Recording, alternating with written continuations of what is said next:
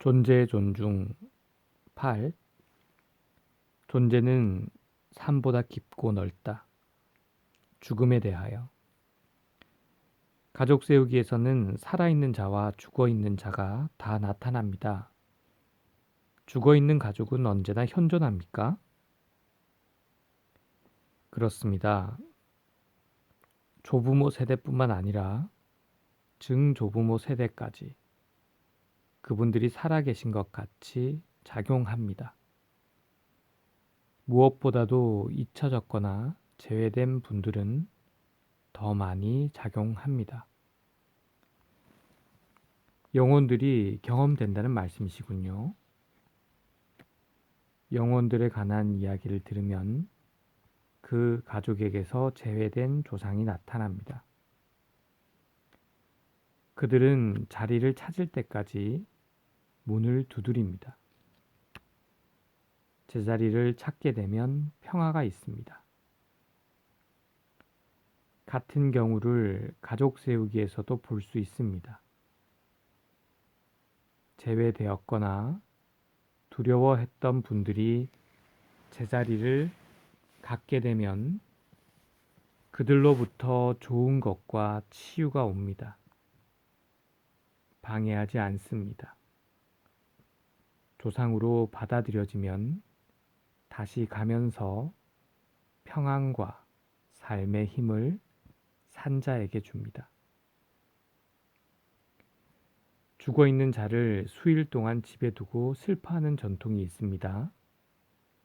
그렇게 함으로써 그들이 가고 살아있는 자들은 이별할 수가 있습니다. 충분하지 않습니다. 줄루스족에게는 다음과 같은 전통이 있습니다.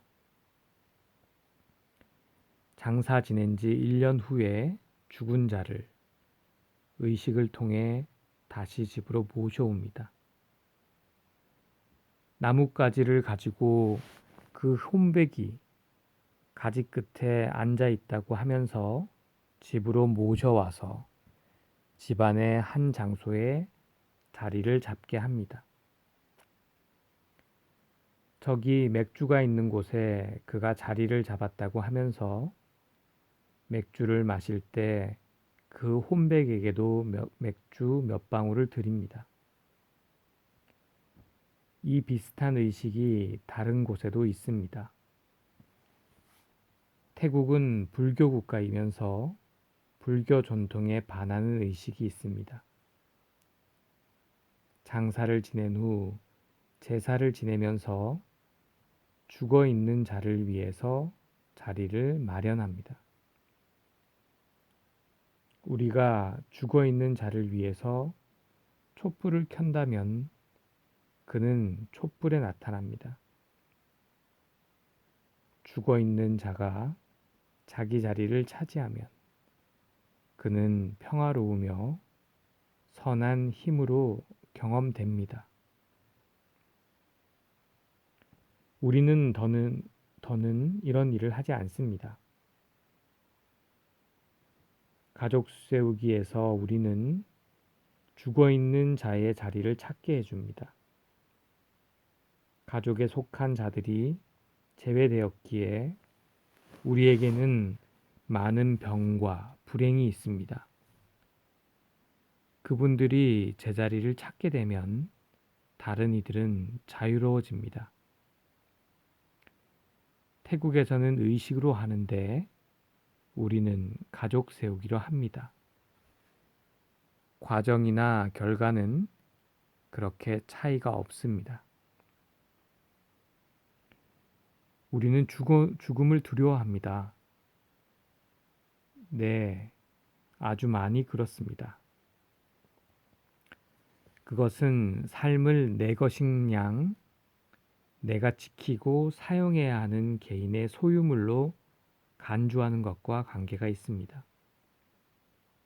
저는 다르게 봅니다. 제가 삶의 소유입니다.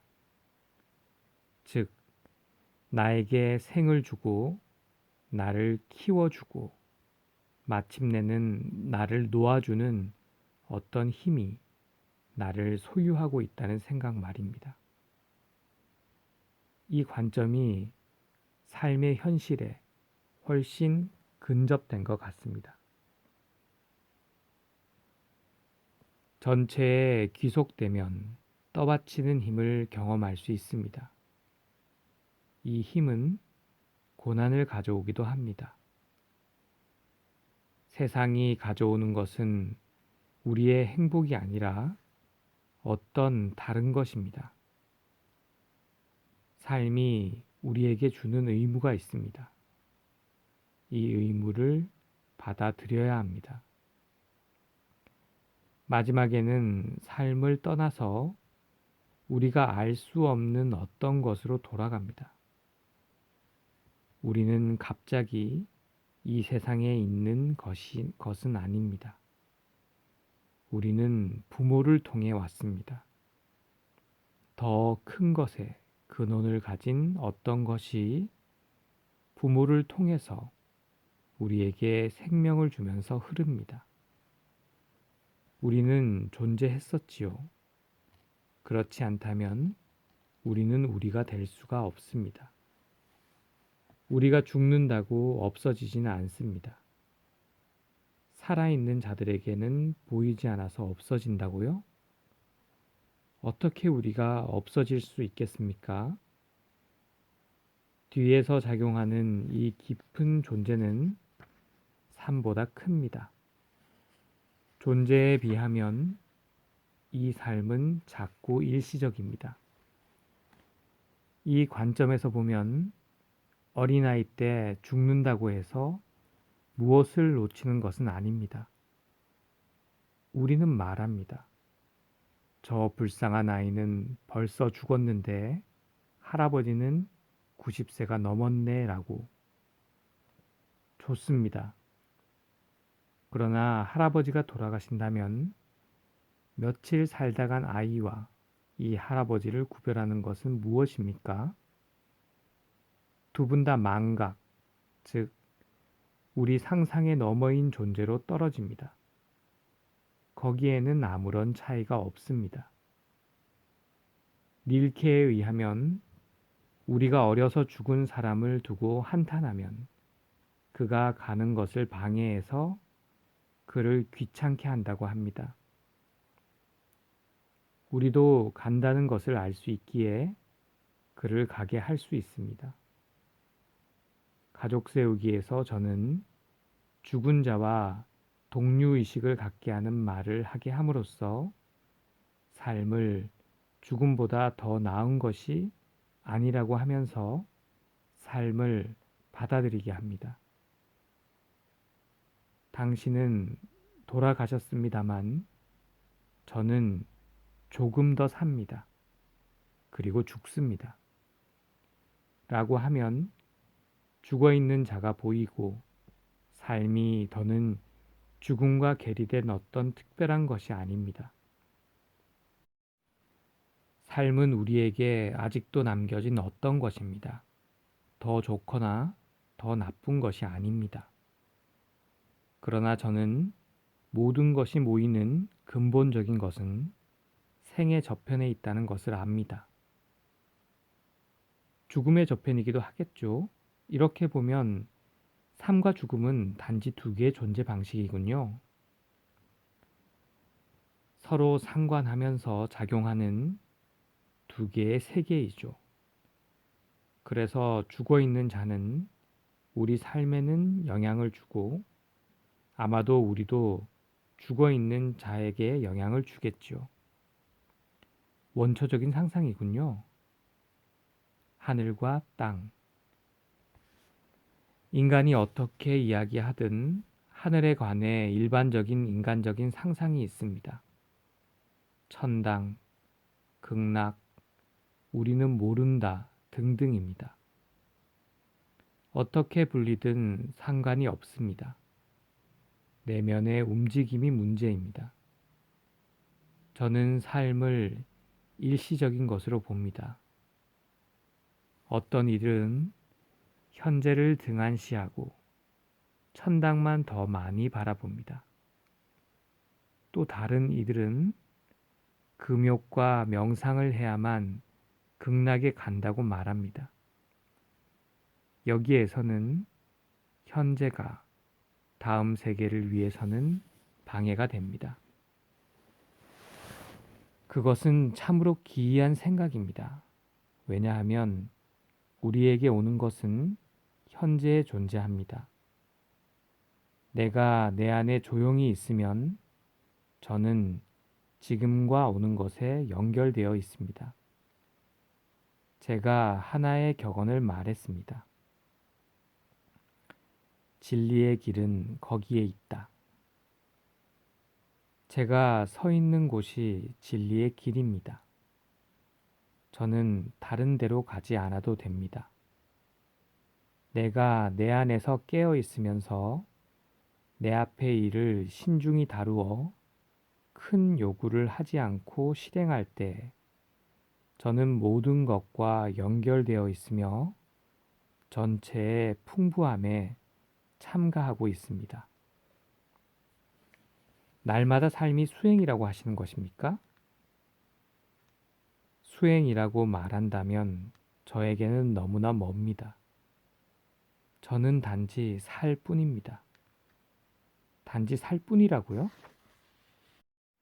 우리는 현재의 삶을 추구하지만 지금을 살지는 못하고 있습니다. 이 생에서 되도록 많은 것을 얻고 체험하고 경험하기 위해서 분주하게 찾고 정신없이 삽니다. 죽으면 다 지나가기 때문이죠. 분주하게 미래를 위해서 열심히 사는 현 상황에서 단지 서서 모든 것이 이미 다 있다 하는 태도는 배워야 한다고 생각합니다. 괜히 현대에 명상의 수요가 이렇게 많아지지는 않죠. 도움을 주는 많은 방법이 있습니다. 수도원에 간다든지 혹은 더 많이 아는 사람으로부터 배울 수도 있습니다. 그런데 문제는 다른 무엇을 얻으려고 하는 것과 같이 영적인 분야에서도 분주하게 가지려고 하는 경향이 있습니다. 몸을 해치는 연습도 있습니다. 이는 무엇을 얻으려고 정신없이 하는 것과 아무런 차이가 없습니다. 영적인 분야에도 무엇을 어떻게 해보려고 하는 경향이 있다는 말씀이군요. 네. 많은 것들을 슈퍼에서 파는 것과 같이 취급합니다. 짧은 시간에 연습해서 얻을 수 있는 어떤 것으로 생각한다는 것입니다. 그러나 영적인 것은 성장 과정입니다. 지혜는 찾는다고 얻어지는 것이 아닙니다. 많은 실제의 행위를 통해서 어느 땐가 나타납니다. 아주 쉽게, 힘들지 않게. 감사합니다.